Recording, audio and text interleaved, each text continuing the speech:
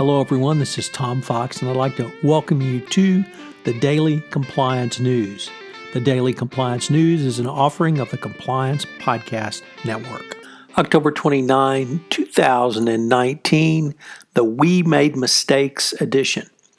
First up, a very troubling article from the BBC, which asked whether EY failed to report suspicious activities at one of the world's largest gold refineries and then alter a compliance report to hide the crime. The BBC program Panorama found that a gang running through the company laundered money by selling 3.6 tons of gold to a refinery in Dubai. EY has denied they did anything wrong. Unfortunately, the auditor who led the team for EY said that he wanted to report the suspicious activity at the time, but his bosses watered down the reports and instructed him not to tell the authorities. If you identify a suspicious transaction, you should report it to the authorities, and what we identified was way beyond suspicion. Instead of reporting the crimes that I told them about, my bosses just covered that up. So it's a pretty damaging testimony, or statements rather, against EY going forward. Next up, we rarely talk about retirements on the Daily Compliance News, but we're going to talk about one today, the Spotify CFO Barry McCarthy, who oversaw the music streaming giant's unusual listing. He helped make popular the direct stock listing and guided the streaming giant through its first year and a half on the public market. The direct listing is quite unusual. There's no IPO, there's no roadshow, there's no information that's generally put out as is with a IPO. And it's a very difficult type of investment vehicle to use. Nevertheless, Spotify has gotten a lot of press for it, and I think a lot of other companies are at least looking at it now because of the way it worked. Next up, the CEO of Boeing, Dennis Muilenburg, is scheduled to testify to Congress today.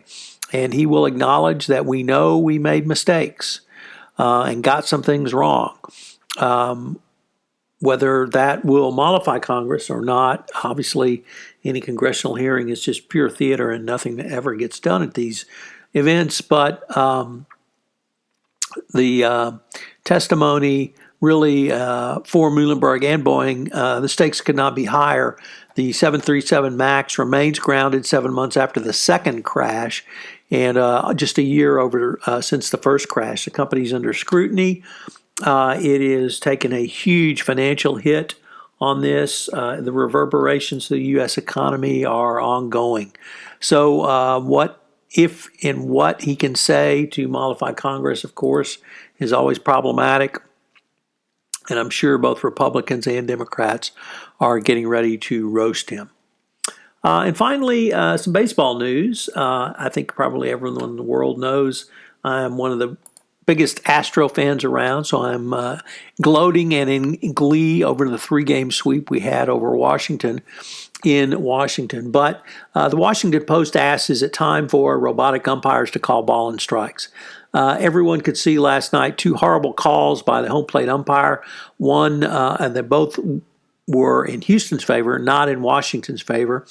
They were a inning or a rally killing call strike 3, and then a call strike 3 that was not made to Astro batter Carlos Correa, who then turned around and hit a home run, I think, on the next pitch. That second one I thought was particularly egregious because it was clear that the catcher thought it was a strike and stood up to throw the ball to third, and the umpires thought he was showing him up. As for the call that Garrett Cole got, which on a pitch was clearly outside, I have no understanding of how that could have been called a ball. I'm thankful it was called a ball, but this really seems to put in play having robotic umpires call balls and strikes. The Daily Compliance News is a production of the Compliance Podcast Network.